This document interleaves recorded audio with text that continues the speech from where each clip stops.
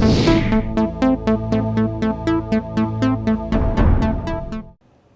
to our edition of Quotes with Kota. Today we have Anindya Banerjee who will be talking to us about the currency markets. So Anindya, there has been a lot of speculation about the Indian rupee, but a lot of us don't know how this market actually started and what has been the historical evolution of the rupee. Right. Is there anything that you could share with us as to where the rupee started and where we are at now?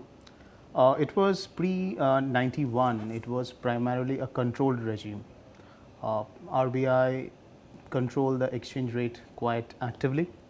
It was 1991 was the watershed year, and that time due to the depletion of the reserves, because when you are controlling the value of an exchange rate, you have to understand that you need foreign exchange to control the price, enough Right. of that. What was happening was that though India was controlling the rate, but post independence, that's from 50s, 60s, and 70s up to the 90s, Indian rupee depreciated quite a lot. Like in the 75s, it was around less than 10 to a dollar. It went up to almost above the 30 to a dollar by the mid 90s. So that trend was on in spite of RBI trying to control the rate. And in its effort to control it, it was depleting the reserves. And then we had the liberalization and the change of regime. Then RBI adopted a gradual liberalizing the entire forex regime. We started adopting the market driven exchange rate. So from then on, we have seen the volatility increase, but this volatility is not something which is new, which is So happening. what to the have market. been these factors which have constantly affected the rupee? It's both external and internal. For example, a foreign exchange is like a commodity. It's demand and supply which drives a price. Now, what creates the demand? The demand is created by importers. It's created by corporates who are wanting to repay their foreign loans which they had taken. It was also created by retail participants for the foreign exchange transaction that they do, but majorly it is impacted by the importers. But post 91, we had another class or another set of factors which enter the market, because as we liberalized, we embraced the global factors as well. So there you had the foreign institutional investor come in.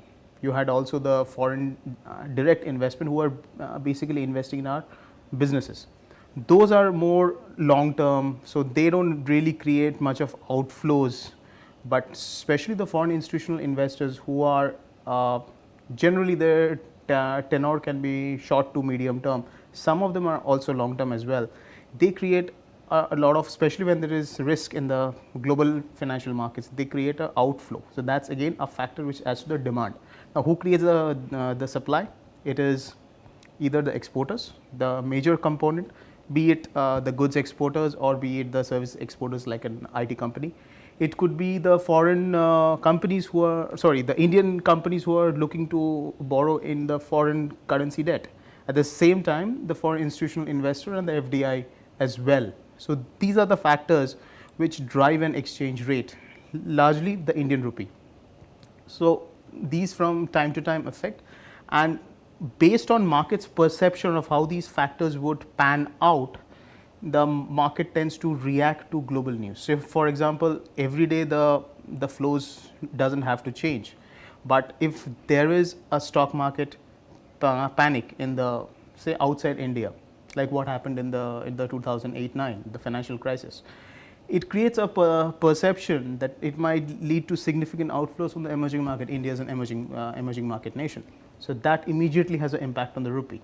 So you're basically saying that this volatility that the rupees face is nothing new. It's Current nothing new. scenario is Absolutely. nothing to panic about. Absolutely, absolutely. So as what would your, I mean, as an investor, what would your outlook for the rupee be? If you had to say that to me.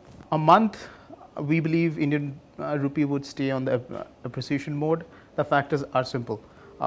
Government has taken some bold steps over the last fortnight or so. Now, they have hiked the diesel price. One can argue a diesel price hike is not a reform. Agreed. But it shows that the government can take hard political decisions, which was a major question mark a few months back.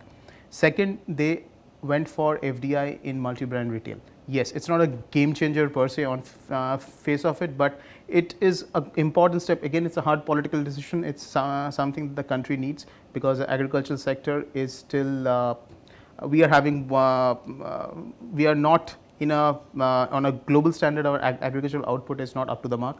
So there is scope for improvement. There is a lot of reports which has been written about the wastage which is happening in the agro sector. So that is again a step which the government has taken. Third, the government has followed up with FDI in insurance, in aviation, and also they have slashed the tax rate for FIs who are investing in the Indian debt. So those are steps which has really helped to boost the sentiment. Now these need to be followed up with the next generation reforms, like introduction of the goods and services tax, maybe introduction of the DTC, and also one more step that which the government has taken is restructuring the debt of the power sector, because ultimately for a country to grow, it needs power to actually clock growth rates of beyond 7, 8, 9. It needs the electricity. So that was one sector which was reeling under huge losses, under debt, and so now the government has taken a step to address that. So all these things means that on the policy front, the headwind which was there on the rupee is now a tailwind which is actually benefiting the rupee. Now coming to the global factors, after Fed's step to infuse further rounds of liquidity, of European central banks step to calm the markets by saying that we are there to support the Spanish and the Italian bond markets if the need be. So these has removed the tail risk from the market. That itself is substantial. Because of the removal of the tail risk, we have seen the Indian rupee appreciate quite significantly, especially post Fed. So we believe that trend will continue at least for a month or so till the US elections. That's in November.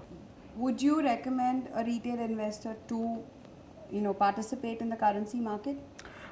See, first of all, I would like to clarify myth about currencies is that unlike equities, this is a trading product. What I mean is, yes, a retail, institutional, corporate, anybody is always welcome, and they all participate in this market. It's a $4.5 trillion market. So, but it's people who participate, their exposures are for a very short term. For an equity, because what's the biggest difference is here you are participating in a derivatives market. In an equity, you also have the option of cash market. So if I had the option to buy cash dollars, or if I had the option to buy cash euros, then I can say it's an investors market. I can take a very long term view and say I'm bearish on the dollar or bullish on the dollar, and accordingly I can take a position. But this is a derivatives market. Like when we compare it, we should compare it with equity derivatives. Can an investor take position in equity derivatives and wait for a long time? Probably the answer is no.